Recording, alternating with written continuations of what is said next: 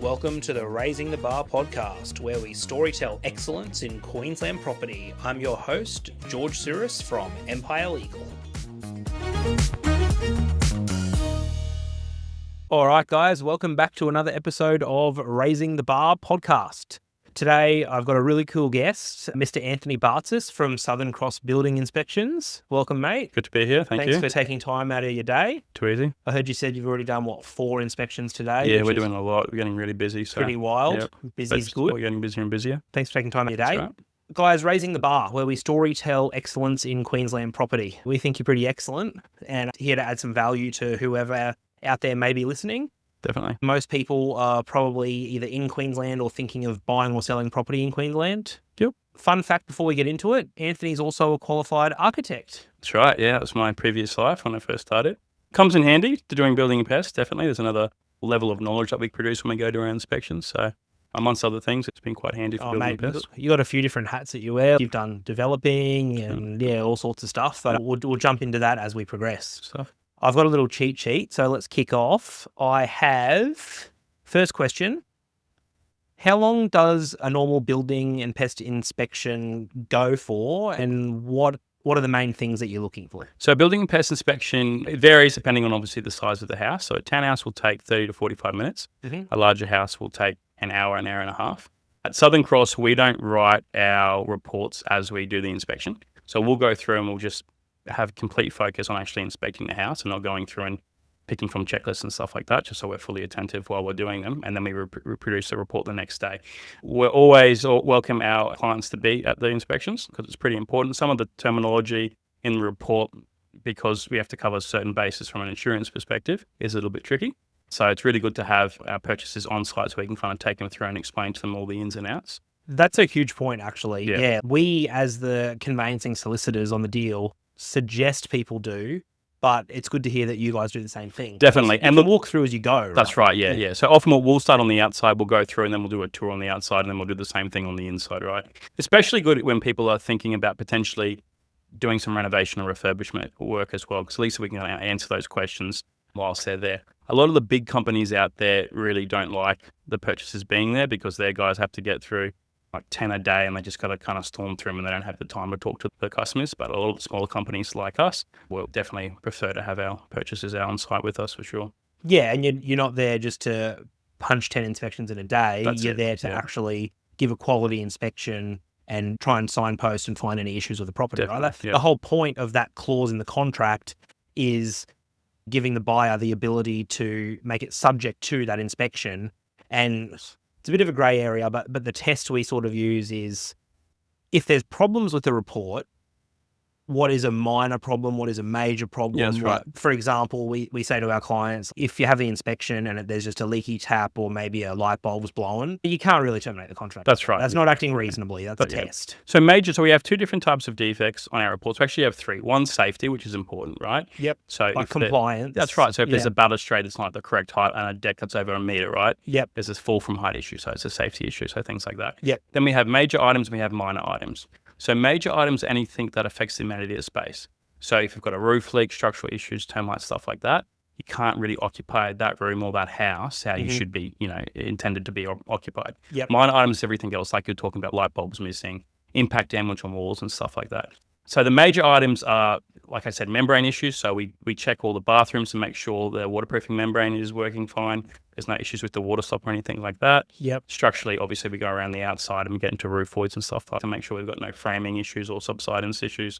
Termites we can probably talk about a little bit later on, but just sticking to the building inspection side. Other major items that we see quite regularly is issues with the roof exterior. So on value lines and gutters and stuff like that. If we get up on our roofs, if they're less than 4.5 meters high, we'll actually get up on them. Other inspectors, some of the older guys, not pointing fingers, won't do that. Occasionally they'll send a drone up and stuff like that. But if you're on top of the roof, you can obviously see a lot more. So being up there is going to be actually, if there's something wrong, a drone might. Because sometimes it's just an issue with a piece of flashing, which is less than the size of my palm, right? So it's important to get up on the roofs when we can. So these major items, realistically, when we have those on our reports, the suggestion is to our clients for pre-purchase is they go back to the vendors and they either say, hey, look, we've got some issues here they need to be attended to. Yep. Alternatively, they can go back to the vendors and the vendor attends to those issues and fix them up before settlement. Just for clarity with the process, so you come in, you inspect, you do your report, you send that report to the client. Yep. And then from that point, obviously, the client works with us. That's right. To liaise with the real estate agent and the other solicitor, the seller solicitors, to get an outcome. And it might be a reduction in price, or works being attended to be fixed up by someone. Often it's hard for the vendor to attend to those works because your settlement period might be a short one. And there is a huge trade shortage at the moment that's only going to get worse. More often than not, when we have major items, our recommendation is we've identified them and then our clients go back to the vendor and say, hey, look, we'll attend to these issues upon settlement or after settlement. Yeah. And there just needs to be some kind of pricing negotiation based on those major items. Yeah. Well, you raised a good point there. So timeframes, right? In a typical settlement in Queensland is 30 days. I mean, could be less, could be more, but your average settlement's a 30-day period. You're coming in how far into the equation? What are you seeing? 7-day building and pest, 14-day building and pest? Look, a lot of people nominate 14 days, which is fine. We really encourage our clients to reach out to us as early as possible. So sometimes through Empire Legal, you'll be in contact with your clients and say, hey, look, reach out to Anthony nice and early. Sometimes they reach out to us before they've even signed a contract, and we can give them an indication on how far we're going to be. Yes. We can do a building and pest inspection and return the report within 5 days. Yeah. Right? Sometimes we can do it quicker. Sometimes people don't want to put building pests in their terms and we can get out there within 48 hours, but it's very rare. Yeah, you can't bank on that, no, right? That's right, exactly. Even 7 days, I think, is pretty tight. 7 days is tight, yeah. A lot of people, a lot of inspectors are, we're busy, but a lot of operators will book out a week in advance. We'll fit you in, especially if, you say you came through Empire, we'll definitely look after you from that perspective. But a 5-day building and pest is just going to make you so much more competitive versus someone else who's got 14 days. Yeah, your offer. Yeah. That's right. Because in terms of building and pest, you'll be able to tick that checkbox that week. If someone's 14 days, that potential buyer won't be ticking that box for 2.5 weeks, right? Correct. And you're kicking the tire down the road. And as a vendor, the shorter the period, the more attractive 100%, it is. I mean, you would have seen a big shift from COVID days where we didn't even see building and pest clauses that often. Yeah, okay. You still would have had inspections, but I know for a fact there are a lot of people who were just waiving building and pest and even waiving finance to secure the deal. That's right. Which, if you're a seller, giddy up. That's 100%, that's amazing. If you're a buyer, well, that's a bit of risk there, right? Like you just don't know what you're buying. Definitely, yeah. It is a big risk. And look, we get called out sometimes when people have purchased properties and haven't had building and pest, and they get us out to kind of run through after they've purchased it. And sometimes there's issues that could have been, negotiated at contract stage.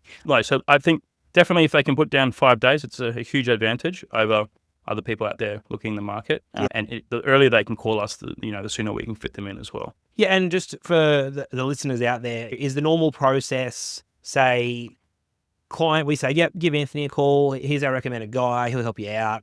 They ring you. Yep. You then liaise with the real estate agent as well, right? Because you could have access issues if there's tenants or owners. You've got to make sure there's the right time of the day to get in. So you've got to manage that too. Yeah, so we look after that because we don't want our clients having to act as middleman and try to organise times, and the real estate agent says one time and we say another. Yeah. So we'll look after all that. We'll book it in. We'll let them know when we're scheduled in. Yep. Get them out, and then they'll get the report back the next day. Yeah. Cool. And then from there, that report's compiled, and from memory, you sort of signpost the big problems, right? If there is any major defects, then they're sort of grouped. That's right. And then on our side, on the conveyancing side, if a client comes back and has concerns, that's where we sort of give them advice going, if you have major issues, is that a showstopper for you? If it's not a showstopper, then cool, let's negotiate with the agent and see if we can keep this deal on foot. That's right. I'll give you an example of 2 major items. Okay. So this is stuff you see regularly around the traps. Right. Yeah. So anything to do with water penetration is a major item for us, right? Yep. Water penetration can cause issues to cabinetry, and it can cause mold, and then we can't occupy the space. So ones that we see quite regularly, silicon seals on tiled splashbacks behind a kitchen bench or a vanity bench, right? Mm-hmm. Easy to fix, cut the silicon out and redo it, right? But if it goes unattended, you could be replacing a vanity unit, or you could have a mold issue, right? Mm. So a short, quick and easy handyman fix can turn into getting a plumber out and replacing wall sheeting and all the rest of it, right? We have to categorize that as a major item because it might cause issues. Because it's water. Yeah. If it's already caused an issue, obviously there's more entailed in the process of fixing it. Yeah. But that's a major item, easy to fix. A major item that's not easy to fix is when we have a membrane failure to a bathroom area, like a shower, right? Right. We are seeing more frequent issues with bathrooms A lot of homeowners are wanting to renovate bathrooms before they put the properties on the market to try to get more of a premium, which makes sense. Unfortunately, with the trade shortage, we've got a lot of people who are doing it themselves. DIY stuff, right? Yeah. Or they're engaging contractors who aren't licensed to do the work, right? Yeah. So that's a bit of a red flag. Whenever we see a bathroom renovation, and for people going through homes, try to be extra aware if any renovation work has been done and looks recent, because then there's certain questions that we want to ask. Yeah, so that's a trigger. Exactly, yeah. In terms of waterproofing certification and stuff like that. So we do a water stop test. We have moisture meters, we have thermal detectors, right? Yeah. And we make sure that there's no moisture getting out of the shower recess. If there's a membrane failure, sometimes there's a suggestion by particular agents that, oh, that's fine, we'll just re-silicon the shower base, right? Or re-silicon the wet area. It's a bit of a Band-Aid fix. To properly fix that issue, you're looking at a bathroom refurbishment. Yeah, and just for clarity, the membrane is the blue stuff that you see before the tiles go down. Before the bedding and before the tiles go on. Okay, Yeah. So which waterproofs the whole area. Correct, yeah. So when someone's renovated a bathroom, if they pulled tiles and bedding off, they would have damaged the membrane. They have to replace the membrane, right? Right. To properly seal it. So both issues with moisture, one's a easy, quick, handyman fix. Another one, sometimes people might suggest that you just need to replace the seal again. Quick and easy fix, but realistically, it's a $15,000 to $25,000 fix, right? That's not the right way to do it. That's just a Band-Aid. Correct. Yeah. And often you'll get either agents suggesting to do that after we identify there's an issue, or sometimes savvy sellers will establish that there's an issue beforehand and go ahead and do a Band-Aid fix, right? That's why it's really important they get a licensed inspector out to make sure it's just not a Band-Aid fix. Yep. That raises a really good point, Anthony. You know, you do see it all the time, especially with auction properties. You've got an inspection report that the vendors put there. Yes. And look, I mean, my opinion on that, if I'm representing a buyer and there is a building and pest inspection clause there, I want an independent building inspector to go through that property for that buyer. Yeah. Granted, we're the solicitors and the client can do whatever they want, but my thing is, if you've got no idea who these people are, who this property is, you're just going to have an unbiased opinion on it. And I'm not saying that all selling agents are like this, not by any means, because obviously they still have to get a licensed builder to prepare this report. Correct. But you got to remember that the selling agent works for the seller. That's just pretty simple maths. They work for the vendor. Yep. If they've engaged a building and pest inspection, that's a pre-purchase for the vendor. That's right. Like if we're acting on the buy side, I like to sort of have that arm's length independence where your only job is to work for that buyer. Yeah. Well, I completely agree. We do see a lot of pre-sale inspection reports come across our desk, but for people who are looking at buying, like, well, they've already provided a building pest, can you read through it? And can you still come out and do an inspection for us, right? We do pre-sale inspections for real estate agents as well. I think the majority of the inspectors are doing the right thing. Yeah. But I have seen some doozies before for pre-sale inspections. I've seen buckets in roof voids collecting water and it hasn't been classified. Wow. I've seen garbage bags over roof tiles and stuff like that to stop moisture going in. And the pre-sale inspection was clean and tidy. There was no issues with it. It's a bit scary. So it's a bit of a risk. And unfortunately, there are some people who will undertake a pre-sale to hide those items, right? You can't buy a car without getting a roadworthy. And seeing it as well, right? I was chatting to someone the other week and we were just talking about property and people are spending median house prices over $1 million in Brisbane now. Yeah. Spending $1 million.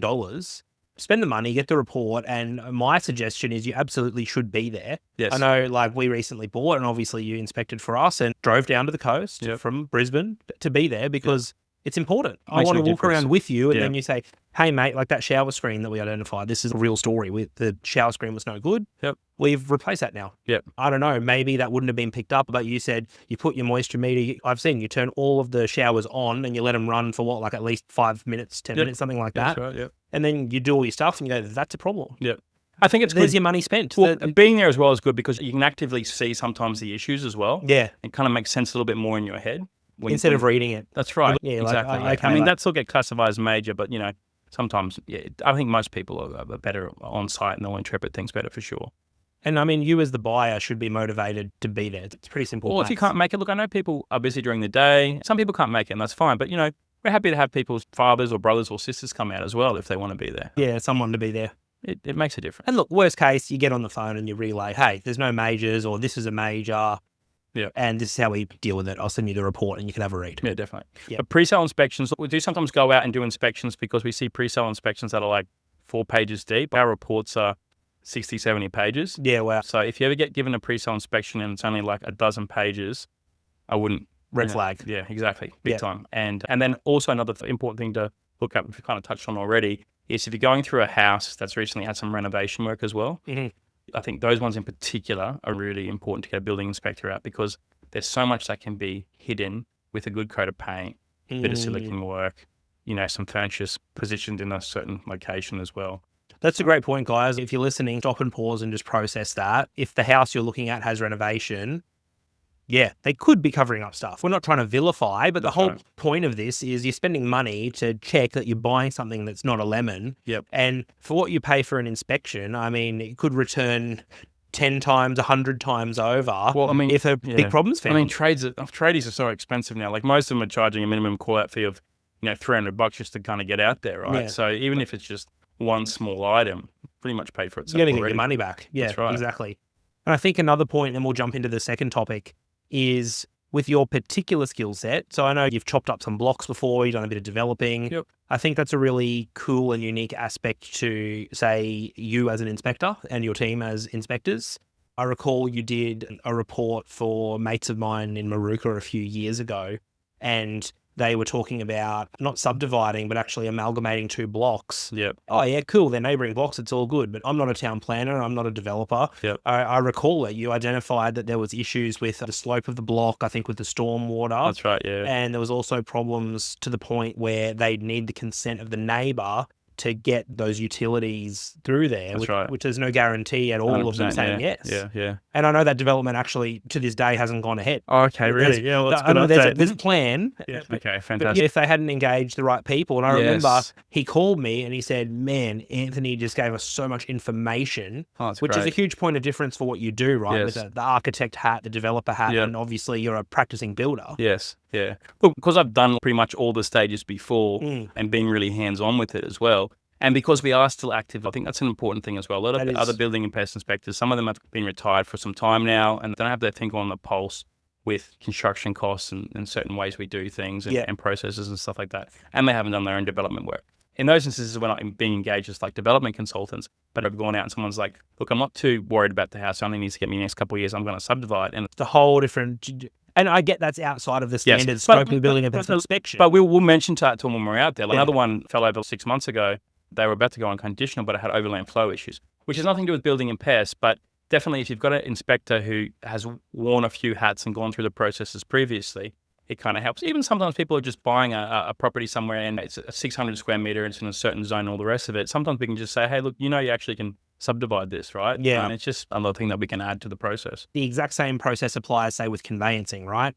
Conveyancing, if nothing goes wrong, the ball bounces along through the stages and it's all good. Say for us, we do thousands and thousands of deals a year, and the guys this is what they do. They live and breathe it. It's about asking those right questions. That's right. It could be as simple as like, what is your intentions with this property? What do you want to do? Yeah. And then that could open up a whole can of worms. Like, I want to chop the block up, or I want to extend, or whatever. And then there could be a sewer main under the property. Yep. Whereas if we were just like, oh, cool. Yeah. You've been referred to us to buy this house. No worries. That's easy. We can do that for you for this much money. Yep. That's a whole different experience to like, well, hang on a sec. We're the professional holding their hand and getting them through the process. Same thing with you. If you're just coming along to inspect the property and, look for termites and check for major issues, you can do that. But when you ask a few more questions, that's where you're adding that real value. No, definitely. To the client. And we like doing that as well. We like it that we can give people additional steps, additional knowledge. So having a background, understanding, knowing what they're going to do. Sometimes we have people come out and like, I'm going to renovate this house. I'm going to knock down all these walls. Well, we go up into the roof for it and we'll double check that, the walls that look to be knocking down aren't load bearing, right? And we can give them some solutions like, well, actually you'd be better off knocking this wall down. Or they want to extend, we can only go this far because then you're going to be an issue with setback relaxation and stuff like that. So look, we always kind of implore our clients to be there, and as much information they can give us as possible about what their plans are for the future of the property, the better. Yeah. Okay. Let's move that into, say, your top tips. So, you've done, I don't know, hundreds, thousands of inspections, lots of inspections. A lot of them. You were to sort of peek behind the curtain and go, mate, what's the tools of the trade? What's the cool stuff you see that your everyday Joe might not know about? There's certain things that it's going to be hard for an everyday Joe just walking through the house to be able to detect, right? Of course. Because we have tools and equipment to, help us see through walls and see under tiles and stuff like that. A big one is where you've got dwellings that are either sub-basement or completely basement. So the ground level's kind of being built into the side of the block, right? Yep. And it's retaining soil. Especially some of the older ones, we get a lot of issues with those properties. Like water issues? Or the external membrane that they apply on those walls, if it's blockwork or brickwork, often has a life expectancy on it. It's often weak where the actual blockwork sits on the slab footing as well. Yep. I pay particular attention to any locations, whether it be sub-basement or if it's a built-in garage or something like that, or they've done an extension and there's not a reasonable step down between the internal slab and the external slab, right? Yep. We often see issues around moisture in those locations. And these issues aren't easy fixes either. The proper way to do it is to excavate on the outside, and sometimes you don't have access to it. There are some Band-Aid fixes that you can do, but they're not going to have a warranty attached to them. Yeah, like these membranes that they put from the outside, which they don't last or whatever. Or on the inside, yeah. On the negative side, yeah. That's right, negative side on the inside, yeah. So, look, I'm not saying not to buy a property that's kind of built into a hillside, it's got a sub-basement or retaining a little bit of soil, but just be extra vigilant when you go around, and you can check out the skirting to see if it's warped, see if the floor's warped or anything like that. Those are big ones, right? Because can you catch that in an inspection? We catch that in inspecting, yeah. So we have our thermal detectors, our moisture meter readers and stuff like that, and they'll pick up if there's moisture coming through that wall. Even if there's battens and plasterboard and there's a cavity there, our thermal detectors will still pick up if there's moisture coming through the wall, right? That's really important because sometimes it's almost unfixable. You just look at a sovereign island on the Gold Coast, for example, right, where all those mega mansions are. They've all got these undercrofts, these 10-car garage basement type things. Yep. If something's wrong there, that's not going to be a few grand to fix. No. So it might not even be fixable. It might just have water issues forever. Exactly, that's right. Sometimes you can't even get a machine back there to excavate, right? Yeah. So dwellings of that kind of style, we're always extra cautious about. We've talked about recently renovated and refurb houses to be kind of extra cautious about. But it's hard for a client to kind of go through and establish if there's a membrane issue on a bathroom or something I'd like never suggest a client even do that. Yeah. It's more so like say, hey, what's my inspector doing? What's the things you're looking out for? So obviously you're looking at water, the roof and stuff. And then maybe let's touch on termites a little bit. So I know Queensland is pretty scary. Yeah, we did one 2 months ago. And they had a pre-sale inspection done as well. Interesting. Didn't have any termite damage on it. And they actually had recently put in base stations around the property. So there's a couple of ways you can protect a dwelling from termites. The best way is when you've got a visual barrier, right? So if you've got an old Queenslander, it's raised on a stump and it's got the ant capping, right? Or if it's a slab on ground house, you'll have the termite barrier around. This is literally like I think I've seen them. They look like sort of a metal bit or the capping on the post. Yep, on an old Queenslander. Is that literally to stop the termites from getting up? It doesn't stop the termites. Termites are never out in the open. They make little mud tracks. Right. So if they're getting into the house and they're getting up a post and over that ant capping, you'll actually see the mud track. So it's still a visual inspection for us. Doesn't stop them from getting in. Same with your termite barrier around the perimeter. They can't shoot through that, right? Yep. So if they're going to get into your house, they're going to have to build a mud track up and above that barrier that sits along the slab. When you say perimeter, we're talking about the slab all the way around the house. Yeah. And I think I've seen that on a build you did for me, actually, that it sits sort of over the edge, doesn't it? Yes, you can actually physically see it. Yes, more often than not, you can see it. That's right, yeah. So the termites won't shoot through that. They'll have a mud track that goes above that and then into the house. It's still providing us with the visual inspection barrier because you'll see the mud track and then you'll see the termites getting into the house, right? Cool. So you and your inspectors physically go around and you're looking for these tracks to see if there's any evidence of termites. And unfortunately, 9 times out of 10, there's certain locations with slab on ground or houses that have a subfloor, whatever, where there's certain locations where our visual inspection is compromised, whether it be a water tank up against the house or someone's put some paneling in that runs from ground up to the underside of the cladding or something like that. So we'll comment on all that kind of stuff. We'll give it recommendations on if we can do some remediation work there and remove it. Sometimes our only solution is to put a chemical barrier around the perimeter. And that'll be explained in the report, and that will ensure that you have a warranty that's maintained over the complex for termites. And is this like an annual thing? Like, is this like physical chemical that gets put all the way around? Yeah, so when you do a chemical barrier, that has a life expectancy on it, and depending on what chemical you're using, it lasts between 6 and 10 years. Oh, wow. Yeah, but to keep your warranty, you still need to do annual inspections. Okay, right? To check there's been no breach or whatever. Yeah, exactly. Right. So an inspector will come through, they'll look around the perimeter, we'll come through and we tap all the skirtings, the uptrays and stuff like that, because typically termites are going to go for pine over hardwood. It's easier to chew through. Yep. And more often than not, your dwellings will be built with treated stud work as well. Yeah. So they're not going to go for the treated timber. Yep. But they'll go for like all the nice fresh pine and stuff like that. So we'll come through, we'll do a tap test around the perimeter to make sure there's no evidence of any damage. And obviously go up to the roof void to make sure we've got no problems coming through there. The other comments in terms of termites that we look for, we obviously don't want moisture up against the house because there's three things that termites like. They like moisture, something to eat, and darkness as well. So especially in those subfloor areas. Yep. So sometimes you've got AC condensation pipes draining up against the house, water tanks that are leaking, hot water units that are leaking, downpipes gutters that aren't working properly. They're depositing a lot of moisture against the house, just making it that much more conducive to termite activity. So that attracts them. So if it's a wet area near the house, like a garden bed, I think I remember reading on a couple of reports, suggestions were excavate this garden bed that's right up against the house. That's right. Whether people do it or not, I think is a different story, right? At the end of the day, that's a red flag. Most of the detached dwellings that we do, so just a normal house on a lot, most of them will have some issue where it be the physical barrier is compromised or there's vegetation abutting the house or there's conducive conditions, right? That's all pretty normal. Yeah. It's very few houses that we get that are 10 out of 10 in terms of termite protection. But look, they can cause some serious damage and they can move really, really quickly as well.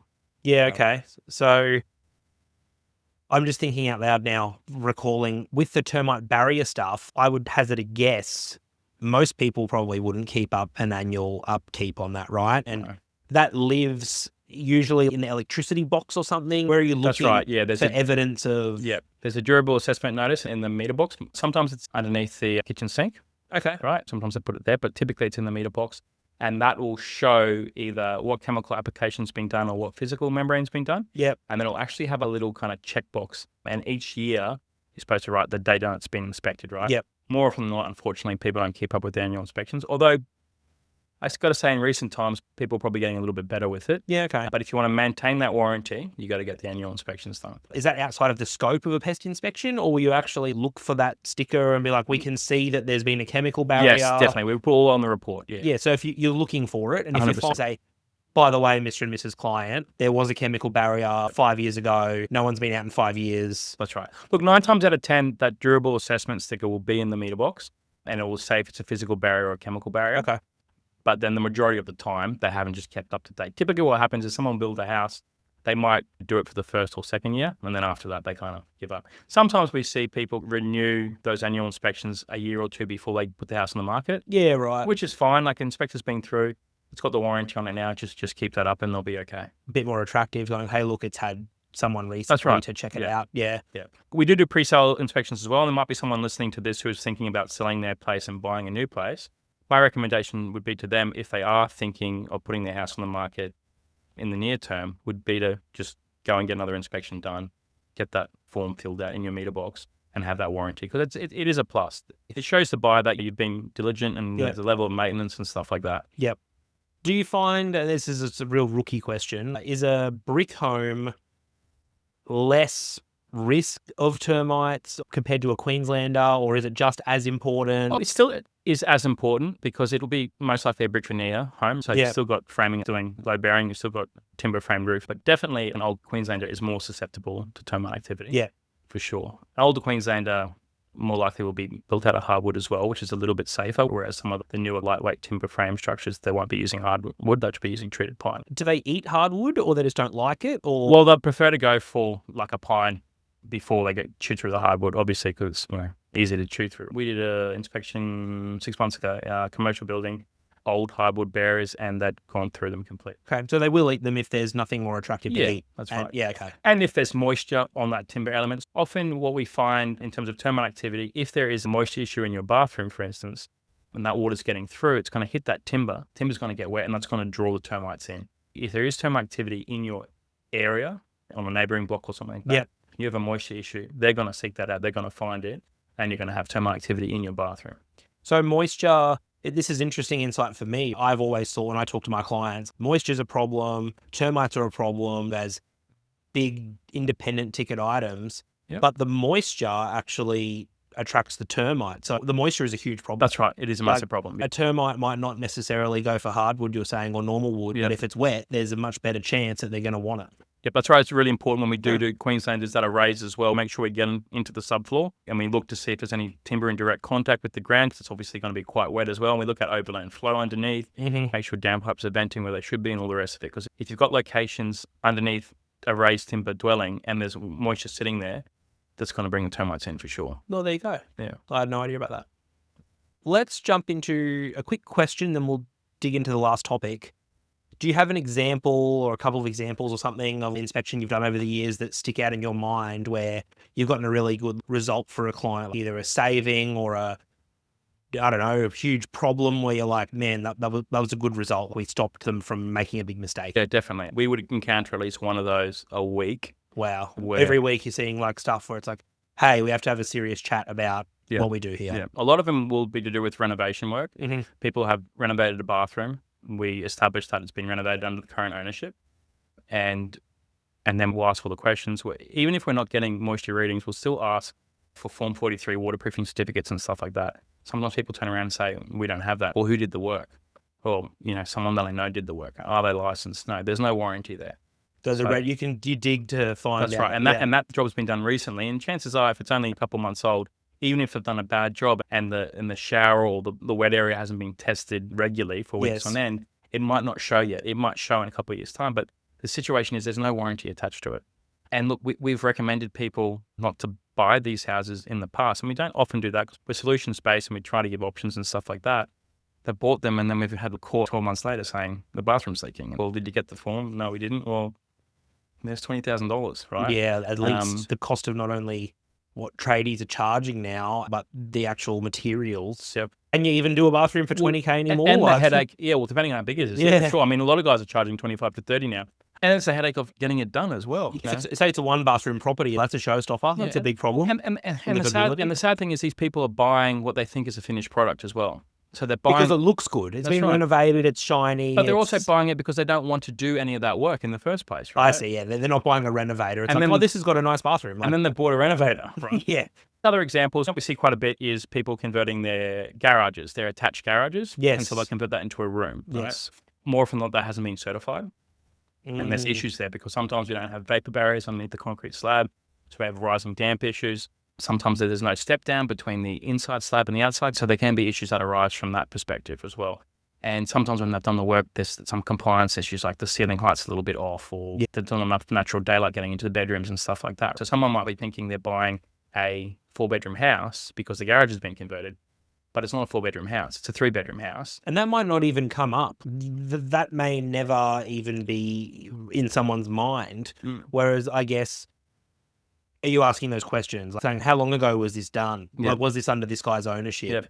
Well, even if it wasn't under their ownership in that situation, real estate agents should still be advertising it as a 3-bedroom house. Right? Yeah. Because that 4th bedroom potentially hasn't been built to standards. And there's things that we can do to establish if it's been done properly or not. Well, we can do searches and whatnot, which is outside the scope of what you're doing. But to be totally honest with you, I think about all the deals we do, and it's very rare that someone wants to spend the money on those searches. Yeah. They're hundreds, not thousands of dollars. Yeah. But at the end of the day, people aren't really thinking out loud. And we suggest saying, hey, if there's renovations, you should do a building search and get final approvals and check all that stuff.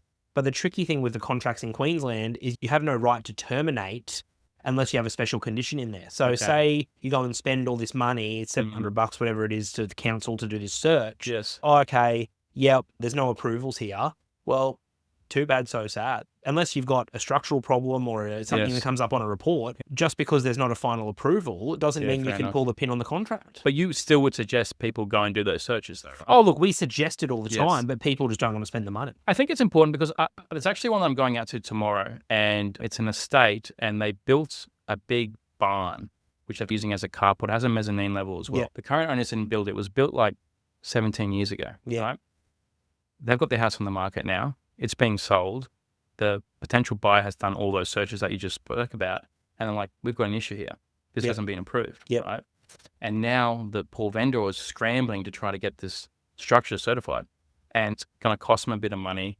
It's stressful. They might lose their buyer. So just because it's not an issue when you're buying the property, it might become an issue when it comes time to sell. Yes. And that's what's happened there. With this example, not the barn one, but before you were saying with the garage just being converted, you've seen that where you're like, hey, this could actually be a showstopper for you. They need to understand that they're buying a 3-bedroom house, not a 4-bedroom house. Yeah, okay. And there are issues with when you don't have certain extensions, renovations certified as well. Let's say that's an investment property. Yes. And they're going to move somebody into that space. Yeah. And there's a storm and we get some rising damp and there's damage to the carpet and stuff like that. Well, if that hasn't been approved as an additional bedroom, insurance is not going to cover them. That's a garage, mate. Yeah, exactly. Yeah, that's a really good point. And then they might cause some damage to their tenants' furniture and stuff like that, and there's issues there as well.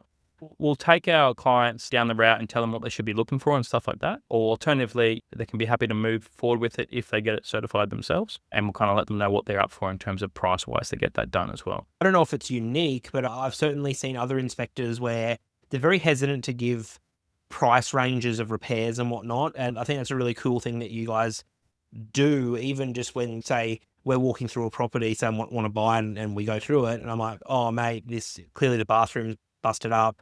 What's going to cost? And you'll go, oh, look, 20 to 25 grand will get you this finished. Yeah. I think that's a really cool part of the service that you offer. Maybe not officially as part of the building and pest inspection, but just having that knowledge of like, all right, 10 grand here, 15 grand there. Right, and then you can do some sort of napkin math and go, oh man, like I'm going to have to find another 50K to get this property where I want it. Yeah, definitely. Yeah. So in terms of those stories we were talking about before, there's got to be examples where you've gotten people a really good saving or said, hey, this is going to cost hundreds of thousands of dollars. Like, are you sure you want to buy this place? Yeah. Well, bathroom renos are a big one. We've had issues just recently as well with some roof extensions where they haven't put the correct framing in. And to fix it, they got to pull the roof out, start again. Yeah, so big money. Yeah, that's right. Like I talked about before in terms of sub-basements and stuff like that.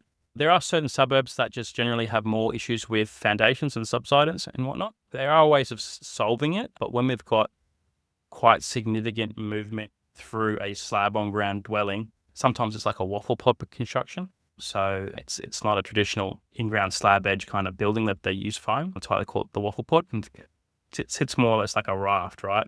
And you can do those kind of structures when you have like reactive soil, right? You get the whole building to kind of move together. Have a bit of give. You don't want a situation where you're in rock in one location, your band capacity at the back of the house is in clay, and you're going to get differentiation movement, you're going to get cracks opening up and stuff like that. Right. So in some of the estate areas where they've used waffle pod construction, we do see subsidence issues. That can be a bit of a losing battle sometimes. Yep. Because the underpinning guys will come out and they'll fix that issue, but it causes other issues on the other side of the house. So those are kind of things to look for. If you are inspecting a house and you do see quite significant cracks on the outside, pay a bit of attention and look at some of the dwellings up the street. See if there's any obvious cracks on those houses as well. So that'll show you you're in a highly reactive area and it's just not happening to your house. It's just not like a one-off kind of thing. It's an inherent problem in that area. Yeah, right. Because some areas might have rock or clay or soft soil. It's all different, right? That's right. Yeah. It's a good point. Some of the newer swimming pools we have issues with sometimes. The older ones, that usually they're a little bit more over-engineered. Yeah. But some of the newer ones, they go a bit thin on the pool shell size. They've got cracks and waterproofing issues and stuff like that. I guess pool's a whole different ball game, right? Like that's not a standard part of your inspection. No, that's right. Well, pool safety is different. So yeah, obviously compliance with and we inspections and you guys. We deal with that, and we always check the QBCC register and make sure there is a compliant safety certificate. Fantastic. Yeah, but in terms of a standard building and pest inspection, do you look at the pool? We do look at the pool. I mean, it's not part of our inspection, but obviously, if there's significant issues with the pool, we'll be able to identify them. As builders, we build pools, right? True. We build them from the ground up, so we know what's involved in the process. So if there's an issue, we're going to kind of see it. We don't check like the pool filter systems. We'll have comments on the report that suggest that our clients get written confirmation that the filtration system and the pump and stuff is in full working order and stuff like that, right? Yes. Same with the air conditioning. Like we'll go through and we'll turn the air conditionings on, but we don't know if there's going to be an issue and it's going to short circuit it in 3 hours time, right? Because we're not there for that long. And also, realistically, given the scope of your engagement, I've seen all sorts of stuff where the report might say, hey, we think there could be an electrical problem. You need a special sparky, or need a plumber. Yep. You can't say everything in this property I've been able to inspect. That's you can only do what you can do given the scope of your engagement. Yes, it is a visual inspection. So not that I like cut holes in walls and stuff like that, obviously. And we can only report on what we see / what we can detect with our tools. Yeah. If there's a burst pipe in a wall, we should be able to detect that because we run all the plumbing and we've got moisture meters, right? But if it's like the smallest of leaks, it's just dripping and it's not really causing us an issue, we're not going to be able to detect that. Yeah, and also when it comes back to what we were saying before with the negotiations, like the leaky tap example, you can't terminate a contract on that. No, it's unreasonable. Yeah. Whereas if you come back with, hey, mate, there's a hole in your roof and there's all this water in the wall, well, pretty reasonable that you'd be able to get out of that contract pretty safely. Definitely, yeah. Especially if it's not a readily obvious issue. Like if you're walking through the house and you're not allowed to go into the roof or you're not allowed to go on the roof. Sometimes people there's big holes in the wall from like a tenant or something. And they want to use the building in pests from that aspect to negotiate down. Well, if it's highly visual when you walk through the first time, I think makes things a little bit more difficult, right? Well, when you look at the test, it's like, but for understanding this stuff that's wrong with the property that I now know, would I have bought it? Yes. And, if you're going and put a contract on for $1 million on this property, say hypothetically, and then you find out that both the bathrooms are busted up and it's going to be $50,000, I think a reasonable person would say, well, no, I wouldn't have bought this if I knew that there was 50 grand worth of bathroom repairs to be done. Yeah. Yeah, you just have to be reasonable. And the fact is, most of this stuff never gets to court. It usually gets negotiated as part of the conveyance. You're there as a tool to help us make sure the client is on the right path. Because we're not building and pest experts by any means. We're not there to advise our client on the report. In fact, we ask them to collaborate. If there's a problem, we'll say, hey, give your inspector a call and have a chat through and make sure you're comfortable with that report. It's not our job to pretend that we're builders and we know the answers. I can look through it and go, all right, let me see, is there any major problems? What are these minors? It looks okay to me, but I'm not the expert. You are. That's why they're paying you. Yep. Yeah. That's why it's important that they're there as well, because it's a lot easier to explain to them face to face rather than them reading through, 70-page report. Yeah. Let's jump into the last question or last topic around first home buyers. Cool. So I feel like we maybe have already covered a fair bit of this just from our chat, but say you're a first home buyer, you're thinking about getting a building and pest inspection. Do you do it? Do you not do it? Obviously, I know what answer I would pick. I think I know what answer you'd pick. And if you do it, what's that lens of the first home buyer where if you're chatting to first home buyers, what are you saying to these guys? Look, I mean, I would definitely do it. It's a level of peace of mind that you're going to get as well. A lot of our first home buyers are buying in townhouse complexes and units and stuff like that. Yeah. That's just the way the market is. It's particularly important when you're buying into a smaller complex as well. Mm-hmm. You've got to remember you're going to be part of the body corporate, right? Yep. And sometimes there's issues with the complex. Yep. And there's just not enough money in the sinking fund to handle it. It wouldn't be the first time that we see a bit of an exodus on a 12-pack or a townhouse complex where there's some major upgrade works that's forecasted for the future and everyone has to do a special contribution of like $20K or something. And people are trying to get out before that, right? Yeah. So just because it's a unit or a townhouse doesn't mean you shouldn't be getting a building and pest done. And units and townhouse still have all the same problems as a house with roofs and membranes and stuff like that. And then on top of that, you've got potential body corporate issues as well. Yeah. Say it's like a 1-bedroom unit, 2-bedroom unit. Yeah. You look at the unit, but then do you also have a look at the complex? Definitely, yeah. The general complex, the exterior to make sure there's no structural issues, no subsidence issues. Go into the basement, into the car park, look at the garage, make sure we don't have any moisture issues down there. Concrete cancer, you've seen all these buildings now, right. Even down the Gold Coast, close to the water, there's all these concrete cancer problems. Yep. Which again, it might not affect the inside of your unit, but if you're getting hit with this $5,000 levy every 6 months for the next 5 years, that's right, yeah, that could hurt. Yep. Yeah. And the smaller the complex is, the higher the risk, right? Yes. So if you're in a 6-pack, hey, it's a 6-way split on that's whatever right, the problem is. $100,000 issue. By the time you replace a roof or do some underpinning work, $100,000 disappears pretty quickly. You're going to feel a lot more than being in like a 50-pack. But it's still issues. Like we did a inspection 2 years ago in the valley, and there was a pool on a podium level, like 7 stories up, and the whole thing had to be ripped out and redone. And the seller hadn't disclosed that information to the real estate agent. There was a special levy of like $7,000 each, and he just wanted to get out before. But the solicitors did the right thing. They went through, they asked for the meeting minutes, and they established that there's an issue here and we haven't raised enough funds to kind of cover it yet. Yeah. So I do think it's important, no matter what kind of dwelling that you're buying, that you get a building and pest done. Obviously, apartments are cheaper as well than houses. It's all their money, right? Think about your first home buyer. Man, some first home buyers you hear on the news, they're spending a decade saving up to get a deposit to buy a house.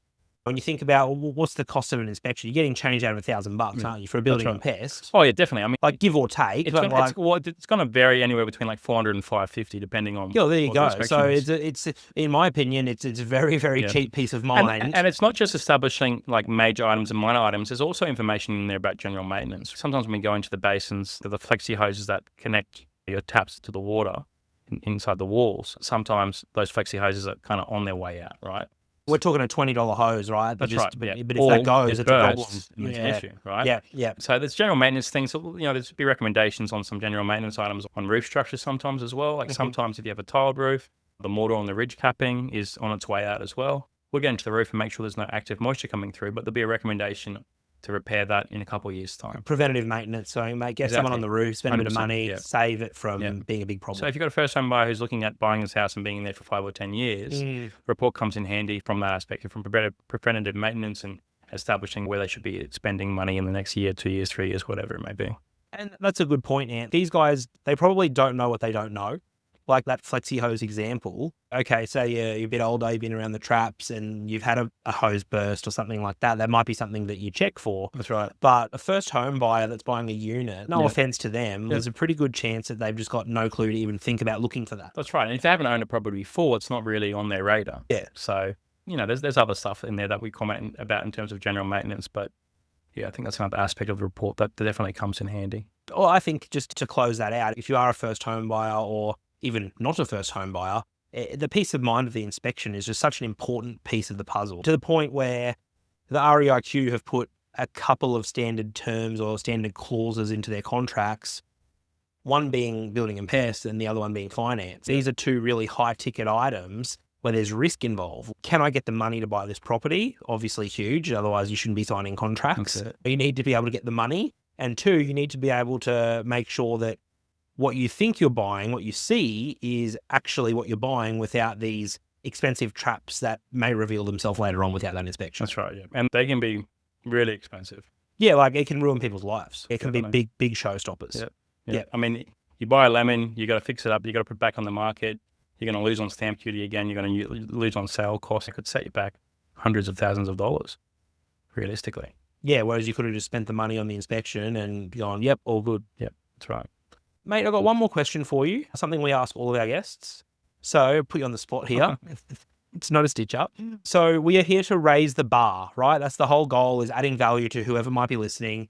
Just a golden nugget. It can be anything, not necessarily building and pest related or property related, just anything that comes to mind with you where you think whoever's listening to me right now will get some value out of this from your career and life experience. I've bought and sold a few properties now, and we've done developments, and I've had reasonable success with that. And what I kind of have always told myself all along throughout the process is, you got to remember, when you go to buy a property, if it's listed to a real estate agent, you got to remember, you're more or less buying off the real estate agent. So the easier you can make their life, and the more you can get them to push your offer through, the better. So a short building and pest term is really important. They're going to push through your 5-day way before someone who's got 14 days.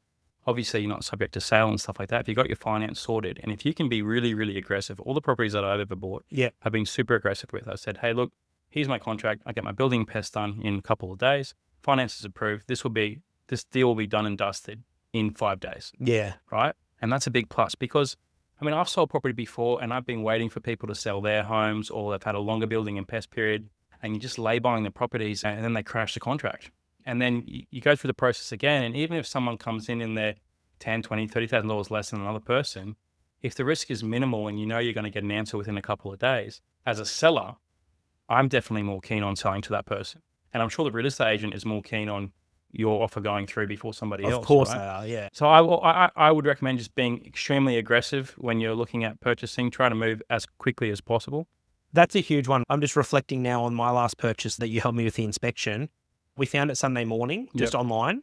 The agent opened it Sunday afternoon. Yep. We made an offer Sunday night and it was under contract Monday morning. And they opened it up Sunday afternoon just for you, right? Just for me. Yep. And because we told them we're no nonsense. We know what we're looking for. Yep. Let us through. We did 7-day building and pest, 7-day finance. Yep. We said to the guy, mate, in a week, it's going to be unconditional and makes away. a huge difference. Yeah, whereas definitely. if we did 14 days and, can we see it on Thursday? I reckon we were pretty happy with the buy we got. It probably wouldn't have been there on Thursday. That's right. Yep, like we found it on Sunday and we called on Sunday and we got the result. That's right. Yeah. You got to be quick. You got to be quick. I mean, you monitor the market as much as you can. Sometimes you'll see a property that comes up like on realestate.com on a Monday and it's advertised for first open on a Saturday. Call the agent up on the Monday or the Tuesday and say, hey, look, can I get through early? Are you letting anybody else come through earlier? Because people would have done that. Buyers agents would have done that as well. I've bought properties before that haven't even gone to the market, haven't had the first open home.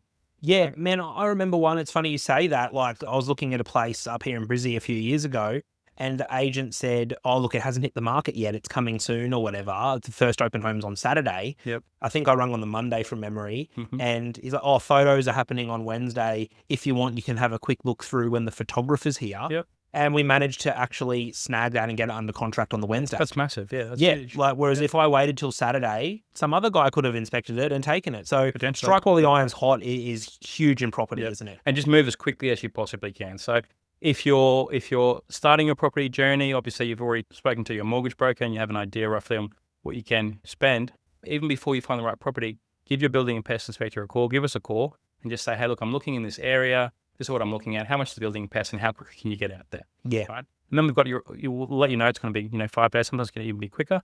Before you sign that offer form, give us a call. Just say, hey, just making sure that you can still fit us in within 5 days. We definitely will be, but might be able to fit you in even earlier than that, right? Yeah. Because you might be signing off for a form on a Monday after the weekend. If we can get out there on Wednesday, get the inspection done, and you can go and you can get your finance sorted, if it's already more or less sorted, you've gone unconditional before the next weekend of open homes, right? Yeah. But if it goes for another weekend, there might be somebody who's prepared to pay more for you. And then you're off the table. Correct. So moving quick, that's the tip. Yep. Love it. Good stuff. Mate, thanks for coming on the show. We'll put some info in, depending on what platform you're listening on, to get in touch with him. Check out his website, his contact details. If you need an inspector, give him a call. Awesome. Thank you. Thanks, mate. Hope this added some value, guys. Thanks for listening. Thank you.